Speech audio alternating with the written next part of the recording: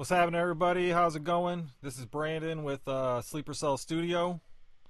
I was just gonna do some mix breakdowns. I felt like people were wanting to see what was going on with that. They're asking about processing different things. How do you make decisions? So I was gonna kind of break down this mix of a real world track that's been released. It's by Riddles and Secrets. It was released, I don't know, I want to say like 3 months ago, something like that, right? But and it's like this is the mix that went to mastering. Right? I just made a duplicate for YouTube purposes, but yeah, this is the mix that went to mastering. So I was gonna break it down probably section by section, so the videos aren't super long. I've been trying to keep them kind of short to the point. So yeah, if you got any questions, hit me up. Like I said, this is Brandon at Sleeper Cell Studios. You need any help with anything, feel free to contact us, and we'll get back with you as soon as we can. So I'm going to start off with the program drums. I guess I'll play a piece of the song for anybody that hasn't heard it. I hope it'll play.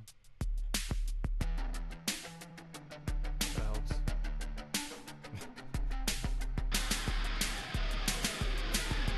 You see way too deep.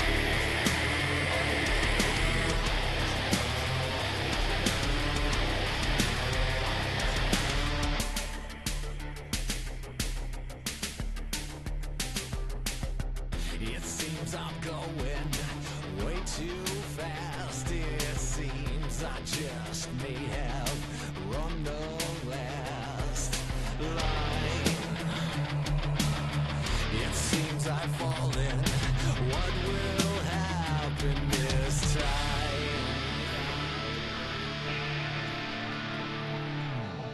You see way too deep. You see far too many things. You see way too deep. You see far too many things. Alright, that's like a intro, first verse, chorus, that's the general vibe. Also, if people are interested, I've had some people ask about like mix setup and routing and things like that, so I may go through some of that stuff after I kind of break down like the mix decisions maybe for like each instrument. Like today I was going to cover the program drums to start at the top, and then I'll continue on from there. Live drum, well, acoustic drums, bass, guitars, etc. But here's the program drums. They come in and out, and actually they're layered in the choruses under the acoustic drums. So I think in a lot of sections, it'll be the drum machine program drums for the verses, and the choruses come in and the program drums are still going, but the acoustic drums stack on top of them. But for the electronic drums here,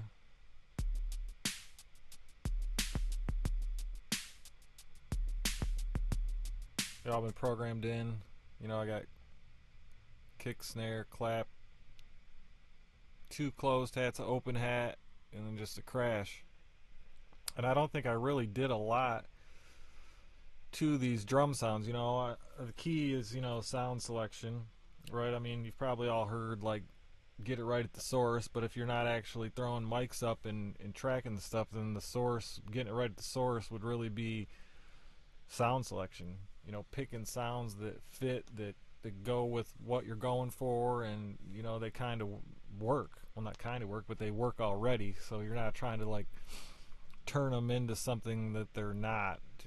Just find what you're looking for and use that. But I don't think I even did a whole lot on these individual drum pieces. I got a little EQ on the kick. All I'm doing is rolling off 20 hertz, because I don't really want that building up in the mix. The snare drum, same thing, right? Claps. I took some off the very top. You know, they must have been too bright or just jumping out too much. Compressed them. Well, it's really more like a limiter, right? 20 to 1, fast attack, fast release. So I'm basically just limiting it. Just going to take away some of the transient and then, you know, bring the body up of the clap so you don't get so much of the ticky attack part, and then you can't hear the rest of the clap. The hi-hat, you know, low cut up to 200. Took a little top off that. You know, I took some of the top off, I think, probably in a lot of these to make it kind of sit behind the live drums. You know, that was probably my thought process. Because when they come in together, I really want, you know, the program drums, at least in this track, to be kind of sitting behind the live acoustic drums. I want them up front, and then the drum machine stuff really just becomes like enforcement or reinforcement. Just, what's that, hi-hat 2? All I just took off the 20. That's kind of like a standard thing. It's like just rolling off that super low end stuff if it even has any in it. And there might not even be much of anything there, but to me it's like it's not gonna hurt.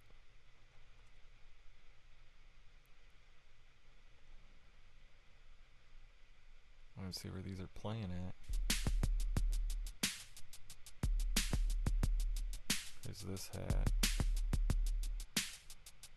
So I go pre. I mean, there's not a whole lot down there, but I mean, if I can get rid of it without making them thin, you know, I generally want to do that. So yeah, I haven't really done much at all. Just the same thing on these in the crash, just taking off, you know, that 20 hertz rumble if there's any in there that you don't want or need anyway. The main processing was really just on the bus itself, which still, I mean, isn't a whole lot. Just taking off that 20 and compressing it. 4 to 1, fast release. I didn't really do anything with the EQ. I found that if anybody's curious about this, I found that like this linked feature, right, is like you know, if the compressor is triggered individually by what's going on, like, you know, what's going on the left side, it's triggering compression for the left side, and what's going on the right side is triggering compression for the right side. Or if they're linked, it acts as one, so it's like whatever's going on summed triggers the compression for both the left and the right. I find that when you link it, it tends to be more punchy, but also mono, more in the middle, but punchy, especially for drums. If you unlink it, you get more width out of it, but it's not as punchy. You know, it's not as focused and punchy. So I do use that a lot. I kind of decide, like, per instrument, certain things I'll have it unlinked, and others I'll link it to keep it more mono and punchy in the center. But I would say the real key to these and what's going on is like the parallels. So this is the parallel compression, you know, electronic kit parallel compression. That's just the parallel compression by itself. You can hear it.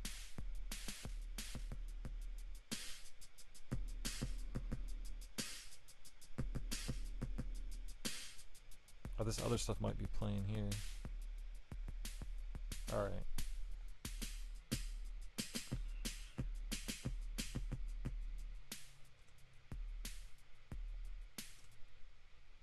That's the parallel compression by itself, but what I like to do, which I don't see everybody doing it like this. I mean, it's all preference, whatever you like, however you like to do it. I usually don't even use this compressor for parallel drum compression. I don't know if I was just trying it out or what. I mean, it sounds great. It's a sweet compressor, but I'm actually kind of surprised I used this in here. I wouldn't usually go for this one. I usually like the 33609, but there's so many options and stuff that you can use for this. I feel like early on it's important not to get caught up in like specific plugins. I think a lot of people do it. I did it, you know, and it's like you think that you have to have something specific for the specific source, and it's like there's so many things that will work and work well, and sometimes even stuff that I wouldn't think, you know, I'll try and I'm like, oh, this is awesome. I wouldn't even think to use this. So it's like, you know, it's easy to get hung up on which emulation or which plugin you're using for what, or like, you know, you start feeling like you need to use this on guitars or you need to use this on that. And I mean, everybody has their preferences. I have things that I like on certain sources like everybody, but if I didn't have it, I mean, I'm still going to make it work and it's still going to sound great. Oh, but anyway, what I did here is ratios 10 to 1, slow attack, fastest release. So I'm trying to obviously get more attack out of it. And then I got a EQ after the compression. Let's see how much I'm getting in there.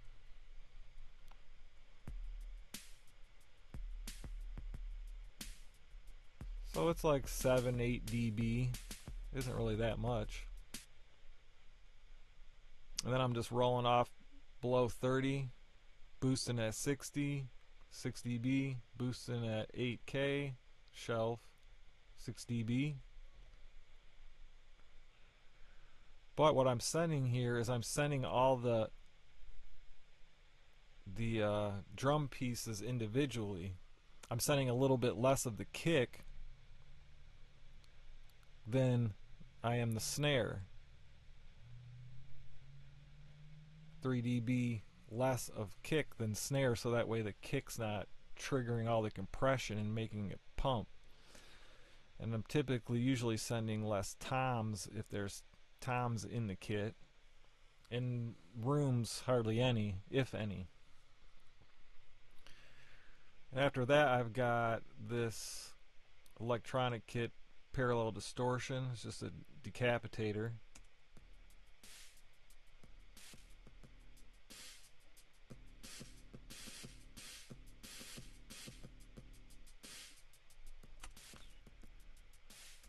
You know, it's pretty crunchy. You think like, wow, that's a lot of distortion, but it's in there so low. It's down, what, negative 30 dB.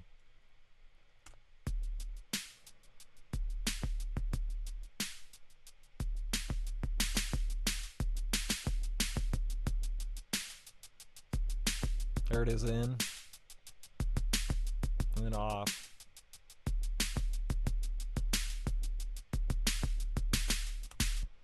It's like hardly noticeable, especially in the mix. I mean, you notice it in solo. It's adding like density and it's helping it kind of cut through.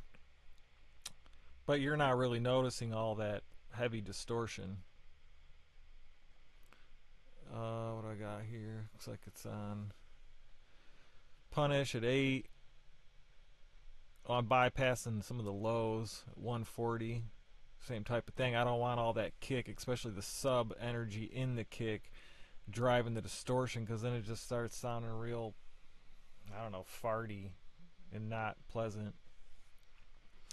And after that, this is a trick that I like to use a lot for program drums, you know, electronic drums, drum machines, not real drum sounds. I don't really know how to explain it, but I like what it does, especially in like a track like this where it's being blended with live drums, is I'm adding a room track to it like you would get with live drums. You know, when I'm recording live drums, I'm typically always 99% of the time recording room tracks as well, because the room tracks is really what gives it the vibe and the energy and brings it to life. And in like a lot of drum samples and program kits and 808s and stuff. You know what I mean? A lot of times those sounds, you're not getting any room sounds with it. It's just the dry, direct sound, and it hits, but it just is a different. It's just a different feel. It's preference. But so I got a room I've added to this. It's really low.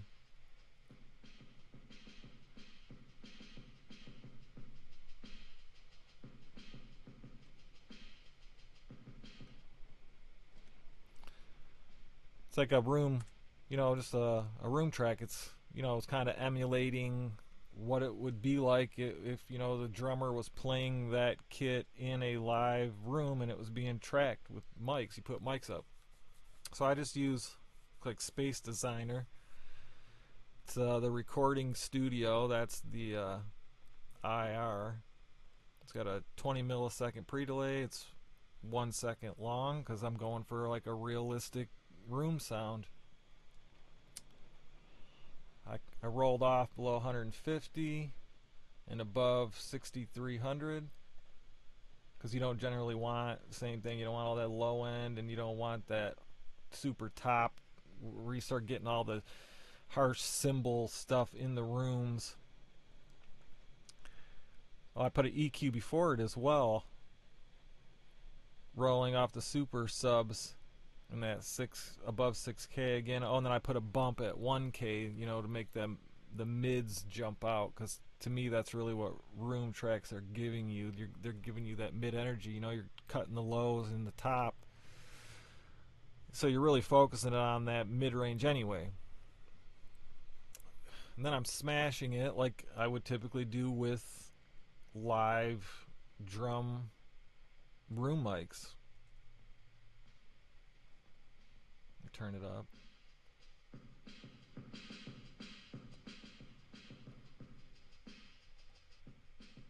It's off.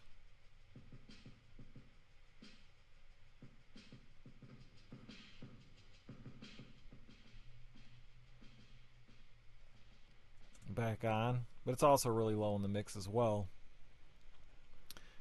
And then I've just got this gain to turn it down because this Devlock, which is an awesome plug-in and all, but it's like anything you do with it, it boosts the volume like crazy. So I got a 1 and a 4 on here, and it's at less than 50% on the mix, and it's like adding like 20 dB. Yeah, I wish there was a volume on here. It'd be super helpful. But anyway, that's why I got the gain under it, to bring it back down to like a similar level to what I had before I smashed it, so I can hear what's going on. It's just not like a ton of volume. Also, since I'm trying to put them low in the mix, if I didn't take that down 20 dB, right, my fader, I wouldn't even be able to get it down low enough to blend it in, because I'm down a negative 20 anyway on the fader. So if I didn't have the gain, I'd have to be down at like negative 40. Alright, let's hear that.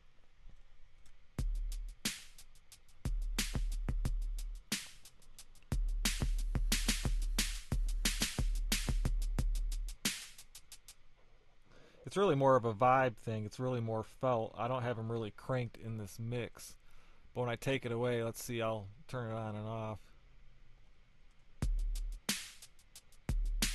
It's on. Off.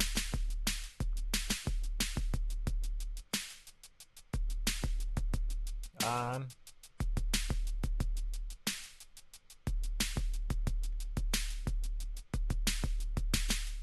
Off. So for me, what I hear is that, I mean, the drums, it's easy to think sometimes like the drums sound better without it. And I feel like I thought that a lot like early on. It's like, well, without the room, it sounds more punchy and up front and in your face, and like it hits more. And it does, especially in solo.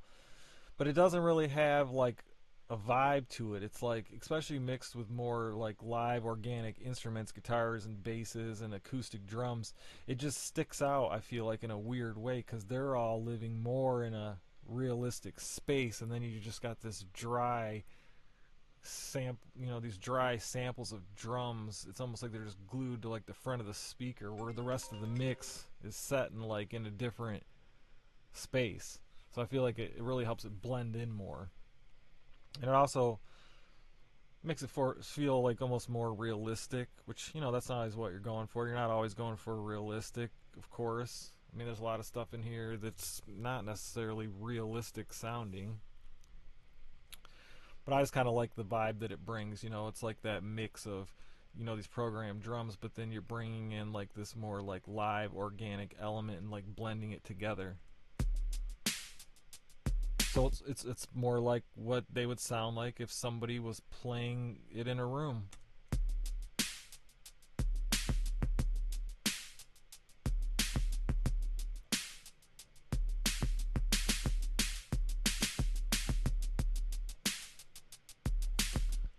And that's pretty much it for the E kit. All of it's coming into here, which I don't know why I made like double groups for this.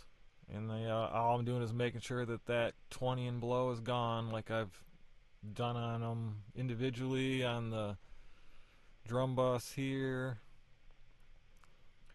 And then they come down here to like the stem track. Oh, I don't even have a separate stem for that. Looks like I put all the drums together because they're actually layered in the choruses, so they have to play together anyway. I don't know what I did here. Then I got this on here. I don't even know why. Just making sure that 20's gone. I think that's really about it. It was probably on there early on in case I wanted to do something with the drums overall, because that's where they come together. The program drums and the acoustic drums come together into that bus. So if I wanted to control them as a whole, both the drum kits layered, this would be the place to do it. But it looks like I didn't really do anything with it. They were fine. And then I have this K clip on there. I don't think this is actually even hitting until it gets into the chorus where they're on top of each other, right? Because you got the electronic drums in the verse, and then in the chorus the electronic drums keep playing and the acoustic drums come in on top of it. So the volume goes way up because you got two drum kits playing on top of each other, as opposed to in the verse where it's just one kit by itself. So I'm assuming that this just hits probably the snares or something in when the choruses come in. You see way too deep.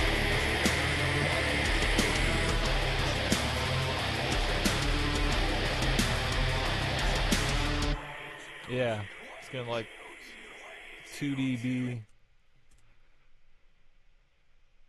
when the choruses come in, but I bet in the verses it's not doing anything.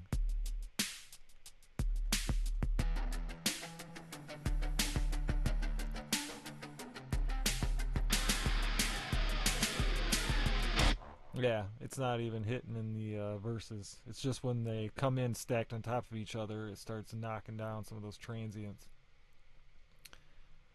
And that is pretty much it for the E-kit.